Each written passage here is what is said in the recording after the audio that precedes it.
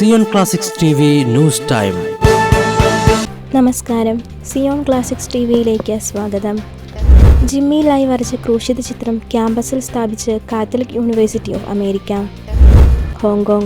ഹോങ്കോങ്ങിലെ ജയിലിൽ തടവിൽ കഴിയുന്ന ജനാധിപത്യ ആക്ടിവിസ്റ്റും കത്തോലിക്ക വിശ്വാസിയുമായ ജിമ്മി ലായുടെ ചിത്രം കാത്തലിക് യൂണിവേഴ്സിറ്റി ഓഫ് അമേരിക്ക ക്യാമ്പസിൽ സ്ഥാപിച്ചു. ലായി വരച്ച ക്രിസ്തുവിന്റെ കുരിശിലെ ചിത്രത്തിന്റെ രണ്ട് വശത്തായി 8 ഓറഞ്ച് നിറത്തിലുള്ള പുഷ്പങ്ങളുമുണ്ട്.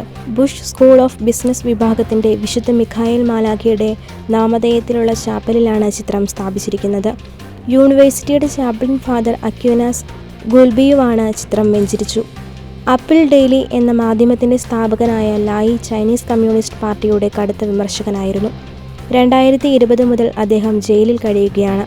ദേശീയ സുരക്ഷാ നിയമത്തിന് വിപരീതമായി പ്രവർത്തിച്ചുവെന്ന അടിസ്ഥാനരഹിതമായ ആരോപണം ഉന്നയിച്ചാണ് 2020 ഓഗസ്റ്റ് മാസം ലായിയെ അറസ്റ്റ് ചെയ്യുന്നത്. അറസ്റ്റിൽ നിന്നും രക്ഷപ്പെടാനോ നിശബ്ദനാകാനോ തയ്യാറാകാത്തത് തൻ്റെ കാത്തലിക് വിശ്വാസത്തിലാണെന്ന് ലായി പറഞ്ഞ വാക്കുകൾ യൂണിവേഴ്സിറ്റിയിൽ സ്ഥാപിച്ചിരിക്കുന്ന ചിത്രത്തിൻ്റെ ചുവട്ടിലെ ഫലകത്തിൽ എഴുതിയിട്ടുണ്ട്. സ്ഥാപിക്കപ്പെട്ട ചിത്രം അദ്ദേഹത്തിൻ്റെ മാത്രമല്ല, ഹോങ്കോങ്ങിലെ എല്ലാ ജനങ്ങളുടെയും വിശ്വാസം കൊണ്ട് അടിച്ചമർത്തലിനെ എതിർക്കുന്ന ചൈനയിലെ എല്ലാ ജനങ്ങളുടെയും പോരാട്ടത്തിൻ്റെ സാക്ഷ്യം ആണെന്ന് ലായിയുടെ സുഹൃത്തായ ഫാദർ റോബർട്ട് സിരിക്കോ പറഞ്ഞു. ചിത്രം സ്ഥാപിച്ച ചടങ്ങിൽ ഫാദർ റോബർട്ട് പങ്കെടുത്തിരുന്നു. കുരിശിലെ ക്രിസ്തുവിൻ്റെ പീഡാനുഭവത്തിൽ പങ്കുചേരുന്ന അനുഭവമായിട്ടാണ് തടവറയിൽ കഴിയുന്നതിനെ ലായി കാണുന്നതെന്ന് സിരിക്കോ പറഞ്ഞു. ജനകീയ പ്രക്ഷോഭങ്ങളിൽ പൗരന്മാർക്കൊപ്പം നിലകൊണ്ടതിൻ്റെ പേരിൽ ഹോങ്കോങ് മെത്രാൻ കർദിനാൾ ജോസഫ് സെന്നിനൊപ്പമാണ് ജിമ്മി ലായ് അറസ്റ്റിലായത്. 1947 ചൈനയിൽ ജനിച്ച ജിമ്മി ലായ് 12ാമത്തെ വയസ്സിലാണ് ഹോങ്കോങ്ങിൽ എത്തിയത്.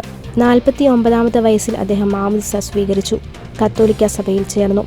2019 ഏതാണ്ട് 20 ലക്ഷത്തോളം ആളുകൾ പങ്കെടുത്ത ജനാധിപത്യ പ്രക്ഷോഭങ്ങൾക്ക് ശേഷം ബെയ്ജിംഗ് തടവിലാക്കിയ 250ഓളം ജനാധിപത്യവാദികളിൽ ലായിയെ അറസ്റ്റ് ചെയ്യുകയായിരുന്നു.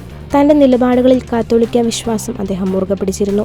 കൂടുതൽ ക്രിസ്തീയ വാർത്തകൾക്കായി ഈ ചാനൽ മറക്കാതെ സബ്സ്ക്രൈബ് ചെയ്യുക.